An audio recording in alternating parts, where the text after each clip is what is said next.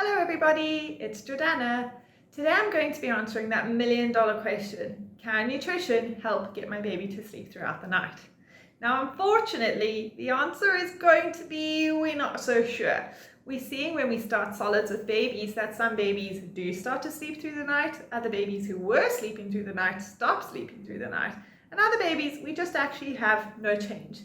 So very often we're told that at around 4 months of age, if our babies still aren't sleeping through the night, we can start to put extra food in or start to introduce them to solids. And this should be the thing that starts to help them to sleep through the night.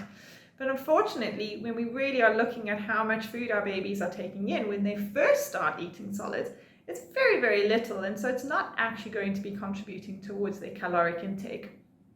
What we're really trying to look at, and when we can start to affect if there is the possibility of changing how they're sleeping through the night, is when we really start to get to these food combinations. So actually having them eating a variety of foods and not just be having single foods at a time.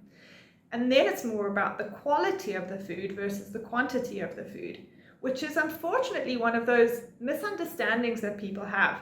Quite often we're told that you should be giving your baby X amount, so 150 grams or 175 grams or 5 tablespoons, 10 tablespoons, all of these kind of thrown out ideas of how much our baby should be eating. But in actual fact, when we look at the guidelines, there are no recommendations for how much a baby should actually be eating in terms of their solid food requirement.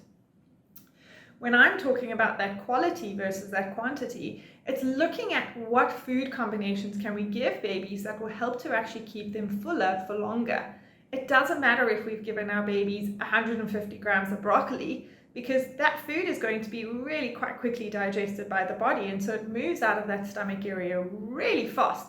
So it's not really going to be impacting on their need to, I'm satisfied now and I don't have to have more food at a later point, which is much closer. Versus if we had to say have something like fish and broccoli, that combination of putting that protein with that vegetable is going to slow down how the body's breaking down that food, and so keep your baby feeling fuller for longer. They might eat a quarter of the amount that they would have if they were just eating broccoli. So they might now only have, let's say hypothetically, 40 grams in total, but it's certainly going to be contributing a lot more to affecting their sleep.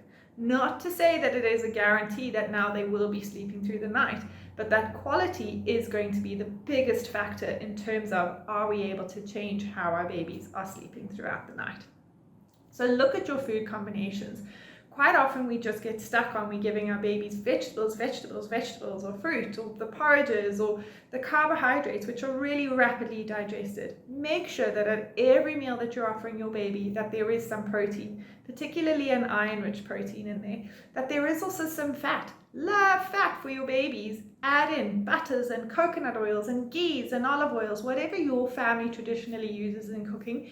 Add these in. It's going to help with that satiety, and then that is what can subsequently potentially affect that ability for them to be sleeping for a longer period of time, because they have more satiety within their stomachs, and so they're not getting that hunger trigger as early as if they were just having the vegetables or the proteins.